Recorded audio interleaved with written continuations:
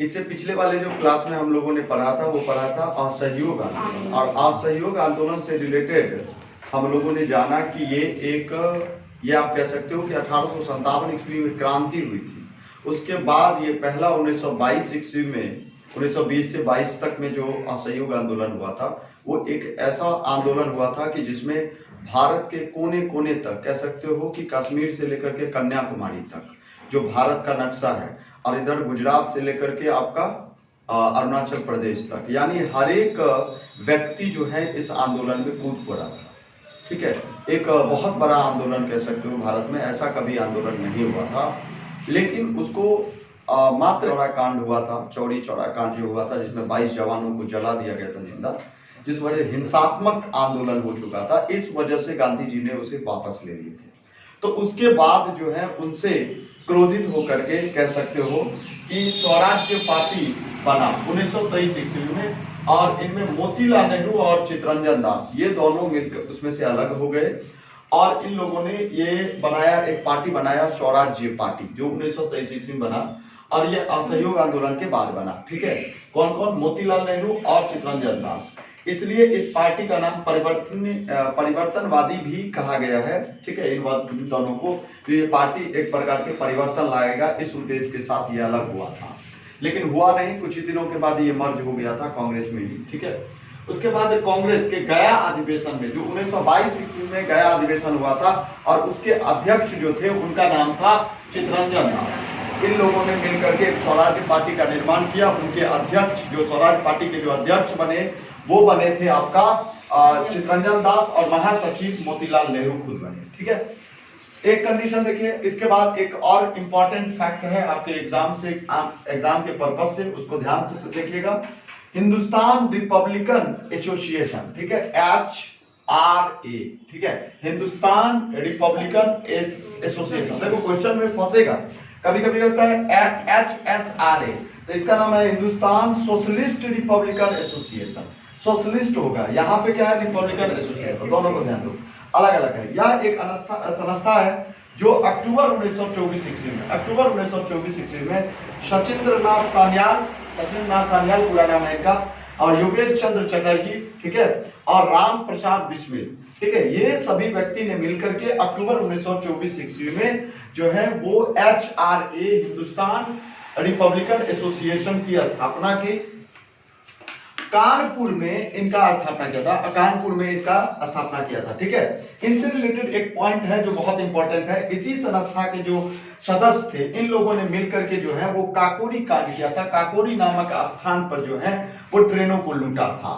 तो इन लोगों ने 9 अगस्त 1925 को ये कांड हुआ था, मतलब काकोरी कांड जो है वो 9 अगस्त 1925 ईस्वी को हुआ था, जिसमें जो शामिल थे इस कांड में, इसमें जो लूटपाट में जो शामिल थे वो थे राम प्रसाद बिस्मिल, अशफाक उल्ला खान, उसके बाद रोशन लाल और राजेंद्र लाहिड़ी। ठीक है, ये पूरा नाम है इनका, राजेंद्र लाहिड़ी, रोशन लाल, अशफाक उल्ला और राम प्रसाद। इन लोगों ने मिलकर के जो है वो और इसमें चंद्रशेखर आजाद भी थे, लेकिन चंद्रशेखर आजाद जो है वो क्या हो गए? भाग गए, भागने में सफल हुए।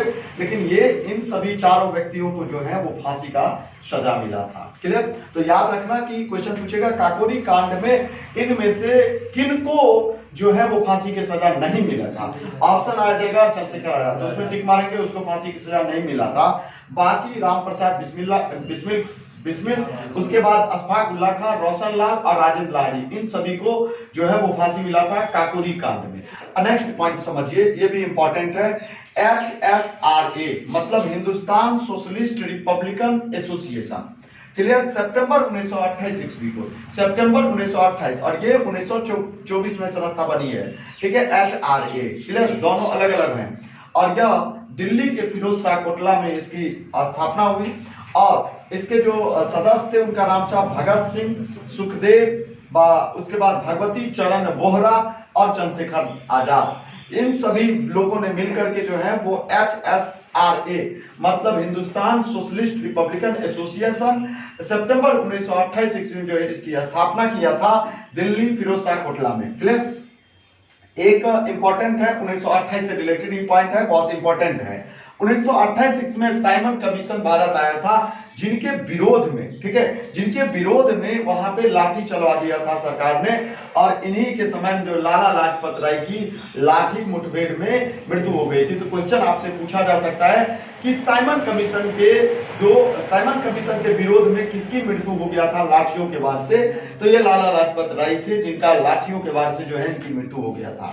लाला लाजपत राय की ही मृत्यु का बदला जो है वो सैंडर्स की हत्या करके चंद्रशेखर आजाद और राजगुरु ने लिया था। सैंडर्स की हत्या किसने किया था लाला लाजपत राय के लाठी के वार से? तो चंद्रशेखर आजाद, भगत सिंह और राजगुरु, इन तीनों ने मिल करके जो है वो सैंडर्स की हत्या कर दिया था। ठीक है, चलिए अगले क्वेश्चन की ओर हम चलेंगे, ध्यान दीजिएगा।